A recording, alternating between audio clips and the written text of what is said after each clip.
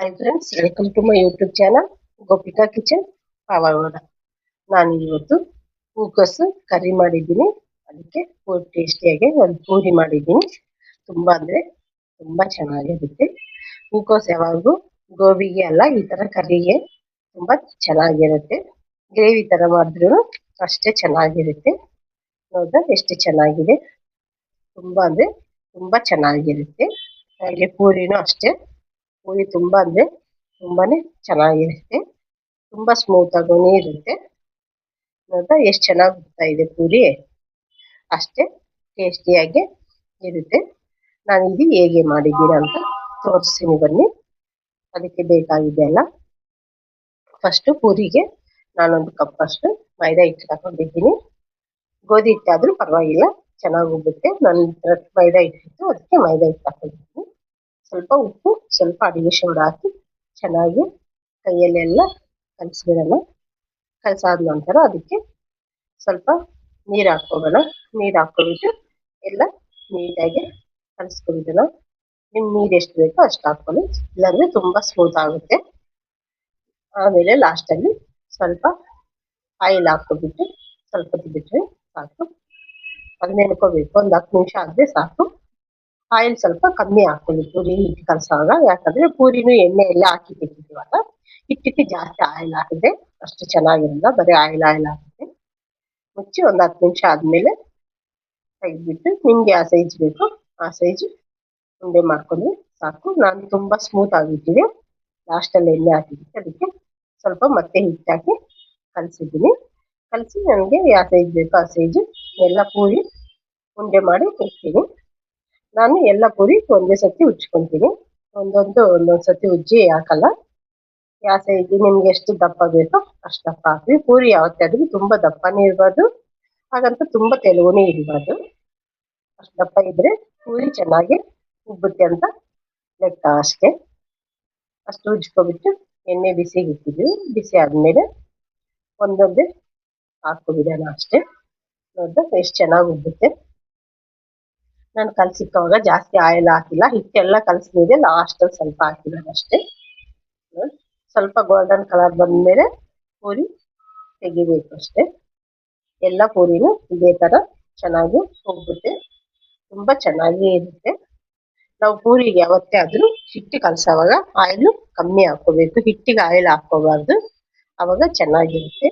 ಹಿಟ್ಟಿಗೆ ಆಯಿಲ್ ಹಾಕಿದ್ರೆ ಪೂರಿ ತಿನ್ನೋವಾಗ ಕೈ ಎಲ್ಲ ಎಣ್ಣೆ ಆಗುತ್ತೆ, ಅದಕ್ಕೋಸ್ಕರ.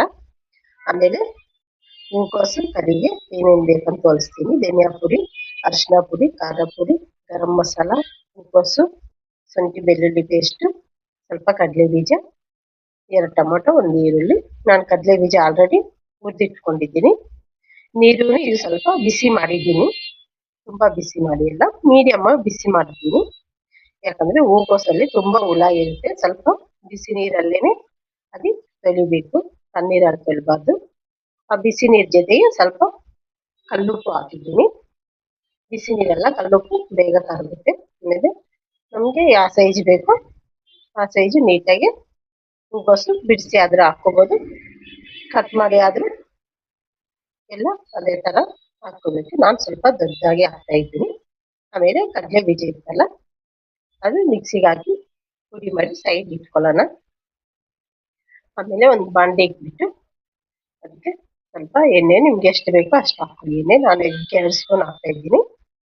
ಆಯಿಲ್ ಬಿಸಿ ಆದಮೇಲೆ ಸ್ವಲ್ಪ ಸಾಸಿವೆ ಕಾಳು, ಕರಿಬೇವು ಸೊಪ್ಪು, ಈರುಳ್ಳಿ ಹಾಕ್ಬಿಟ್ಟು ಚೆನ್ನಾಗಿ ಗೋಲ್ಡನ್ ಕಲರ್ ಬರೋವರು ಫ್ರೈ ಮಾಡಬೇಕು.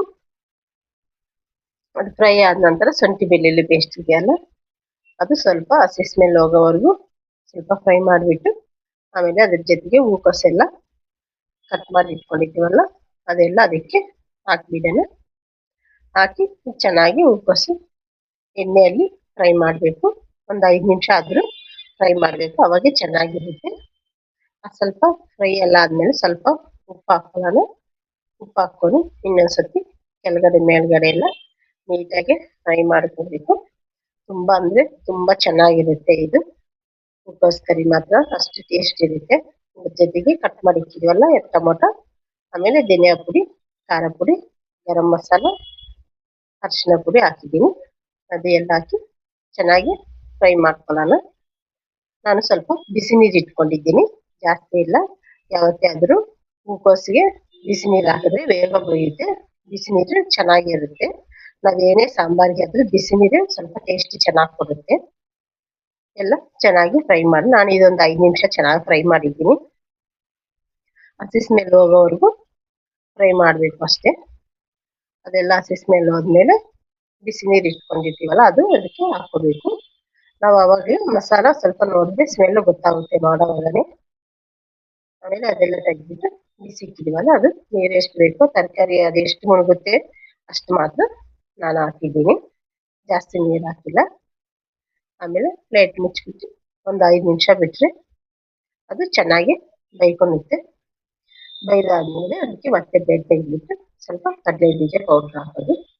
ನಾನು ಮಾತಾಡೋ ಕನ್ನಡ ಏನಾದರೂ ಮಿಸ್ ಆಗಿ ಮಾತಾಡಿದ್ರೆ ಬೇಜಾರು ಮಾಡ್ಕೋಬೇಡ್ರಿ. ನಮ್ಮ ಪಾವಗಡ ತಾಲೂಕಲ್ಲಿ ಸ್ವಲ್ಪ ತೆಲುಗು ಜಾಸ್ತಿ ಮಾತಾಡ್ತಾರೆ, ಎಲ್ಲರ ಹತ್ರ ತೆಲುಗು ಮಾತಾಡೋ ಅದೊಂದೊಂದು ಟೈಮ್ ಮಿಸ್ ಆಗುತ್ತೆ ಅಷ್ಟೇ.